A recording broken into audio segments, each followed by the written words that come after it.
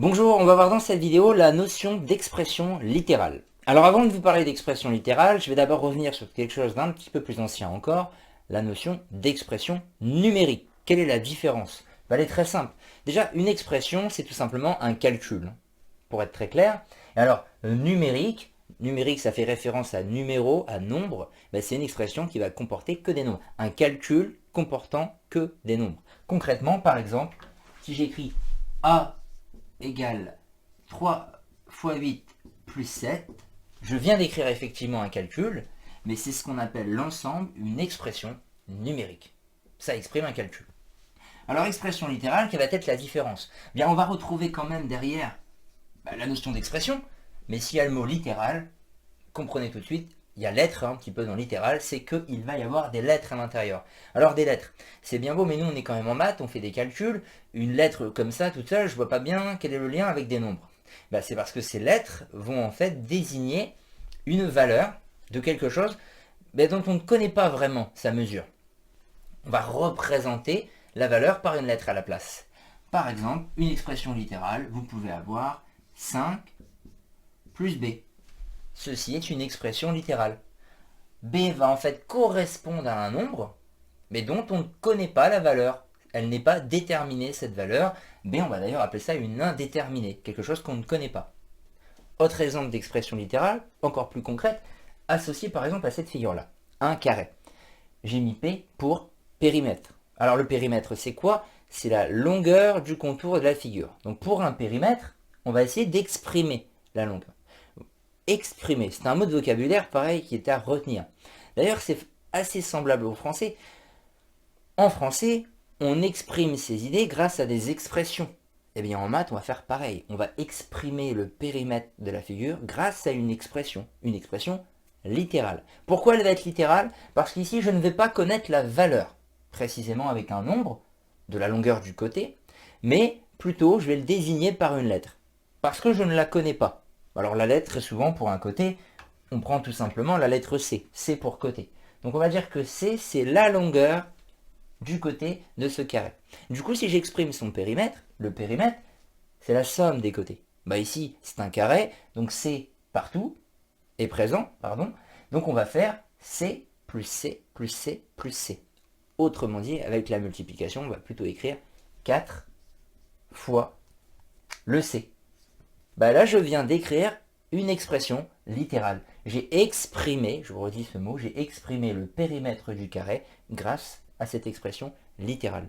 Alors, ce qu'on peut faire ensuite, si par exemple on vient à nous préciser la valeur de C, si on nous dit C égale 3 cm par exemple, donc maintenant je connais C, sa valeur elle est déterminée, eh bien je peux remplacer dans cette expression littérale le C par la valeur qu'on me donne. Ça va donner 4 fois 3 cm, qui vaut évidemment finalement 12 cm. Voilà la longueur du périmètre d'un carré lorsque le côté mesure 3 cm.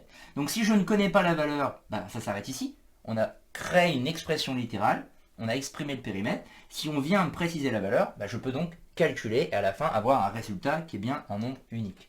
Alors que si je ne connais pas la valeur, forcément je dois m'habituer à me dire, le résultat va rester comme ça, sous la forme d'une expression littérale. Alors pour refaire encore deux autres exemples, vous avez ici une autre expression littérale. Je vais chercher à donner sa valeur, parce que cette fois je vais pouvoir donner sa valeur. Pourquoi? Parce que la suite de l'énoncé va me donner une valeur pour l'indéterminé x.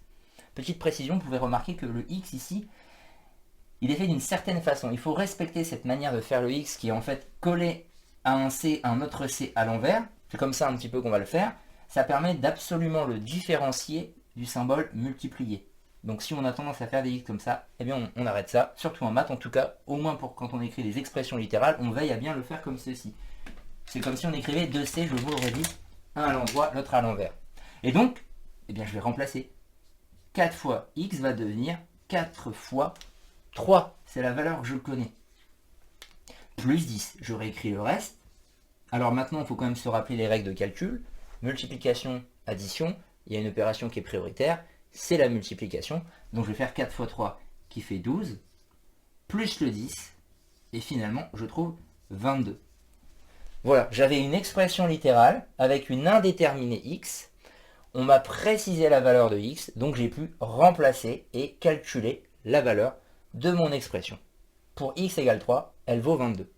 Je termine avec la notion de programme de calcul qui est en lien avec ceci. Alors, d'abord en montrant un nombre, et après on va essayer de voir pourquoi on peut aussi avoir une expression littérale à partir d'un programme de calcul. Et ça, c'est très courant. Prendre un nombre, voilà quel est mon programme, multiplier par 3, ajouter 5. Donc, je vous rappelle qu'un programme de calcul, la première phrase est toujours un peu de la même façon, prendre un nombre ou choisir un nombre. Mais en fait, c'est pas nous qui choisissons, c'est l'énoncé qui nous donne la valeur à rentrer dans le programme. Alors là, on va imaginer un énoncé qui me dit la valeur de départ, on va prendre 2. Donc, je vais rentrer 2. Alors, ça va donc se passer en 3 points. Premier point, j'entre 2. Pas très compliqué, mais autant l'écrire. Comme ça, on est sûr d'avoir bien fait les 3 étapes du programme. On n'oublie rien. Ensuite, 2 va être multiplié par 5. Donc, je vais écrire 2 fois 5. Et ça se calcule, il n'y a pas de problème. C'est une expression numérique. 2 fois 5, calcul, ça fait 10. Voilà ce que j'obtiens en deuxième étape. Et en troisième étape, on me dit ajouter 3. Eh bien, ajouter 3 à quoi? Au résultat d'avant, qui était 10. Donc 10, on lui ajoute 3. Finalement, le programme, eh bien, il vaut 13 lorsque j'entre 2. Voilà ce qu'on peut faire déjà avec un programme de calcul. Eh bien, si à présent, au lieu d'entrer une valeur, j'entre une indéterminée, un nombre dont je ne connais pas la valeur. Alors on va l'appeler par exemple A. On peut prendre toutes les lettres, un petit peu là j'ai pris X, on peut prendre A. Donc je vais rentrer A. Voilà. Qu'est-ce qui va lui arriver à ce fameux A? Eh bien A va être multiplié, je vais le mettre en rouge pour qu'on voit un petit peu mieux, va être multiplié par 5. Ça veut dire que je pars à nouveau du A, qui est ce que j'ai rentré, et je le multiplie par 5. A fois 5. Jusqu'à maintenant, c'est pas très compliqué. Est-ce que je peux calculer ceci? Non. Je suis obligé de laisser ça comme ça. Je ne connais pas A, donc A fois 5, ça reste A fois 5. Seulement ça, c'est la deuxième étape. En troisième étape, il est écrit ajouter 3. On va ajouter 3 au résultat de l'étape d'avant. Eh bien, le résultat de l'étape d'avant, c'est A fois 5. Il n'y a pas de souci. À A fois 5, que j'aurais écrit, eh bien, je vais tout simplement ajouter 3. Et je ne peux rien faire de mieux. Comme je ne connais pas la valeur de A, ça va rester comme ceci.